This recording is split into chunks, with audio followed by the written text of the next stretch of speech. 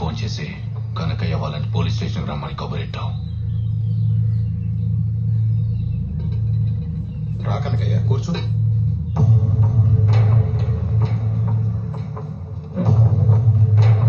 కూర్చో నాన్న, కూర్చో.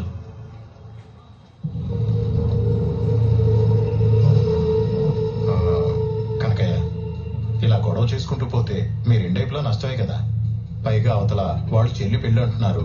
ఇంతకు దేని గురించి పిలిచారా చెప్పండి. అది సూటిగా అడుగుతున్నా. మీకేం కావాలో చెప్పండి. డబ్బు అయితే ఆ విధంగానే పరిష్కరించుకుందాం. నువ్వెందుకు నసుగుతున్నావు? ఏం కావాలి, ఎంత కావాలి అడగమని చెప్పు, పడేస్తాం. డబ్బులు ఎవరికి కావాలి? అమ్ముడు పోయే వాళ్ళు బయట చాలా మంది ఉంటారు, వెళ్ళి వాళ్ళని కొనుక్కోమనండి, మమ్మల్ని కాదు. డబ్బు ఉందని మలమా? అన్ని పనులు అందరూ చేసి పెడతంటే తెలియట్లేదు మీకు. ఏదో రోజు ఆవిడ బొచ్చాడు కొరుక్కునే రోజు వస్తుంది, అప్పుడు తెలిసిద్ది మనిషి విలువ, పని విలువ. ఇప్పుడు మీకేం కావాలంటారు? క్షమాపణ చెప్పించమంటారా? నీకు చెప్పానంటే నేను క్షమాపణ చెప్తానని. ఆడు చెప్పినా నాకొద్దు. అమ్మాయి మీద చెయ్యేసిన ప్రతి ఓడు క్షమాపణతో పోతుందనుకుంటే రోడ్డు మీద ప్రతి ఎదవ చెయ్యేస్తాడు. అరే దిగొచ్చారు కదా నల్సా, ఏం తప్పు చేశారని అరెస్ట్ చేయమంటావమ్మా? తప్పేం చేశాడా? సరే, ఇప్పుడు నేను కూడా ఆడు బట్టలు తీస్తాను, మొండి మనతో రోడ్డు మీద తిరగమని చెప్పండి.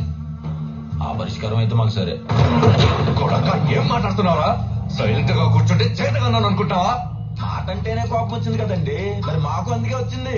ఆ రోజు కూర్చుందంటే బలిసిందని నన్ను కొట్టారు, మరి క్లీడికి బలిసినట్టుంది. ఏట్రా నువ్వురా మళ్ళీ పద, మనం వెళ్ళి మన పని మనం చేద్దాం, వీళ్ళతో మనకెందుకు. పద. రే, ఆ రోజు ఫోన్లే కదా అని గుండె కొరికా, ఈసారి అయితే పీక మీద వేస్తా. పీక మీద వేస్తావా? వేయరా, వేయ్. మా వాళ్ళకి పీకల మీద కత్తులు పెట్టడం కొత్తేం కాదు. ఆదివారాలు ఇంటికి పిలిచినప్పుడు జాగ్రత్త.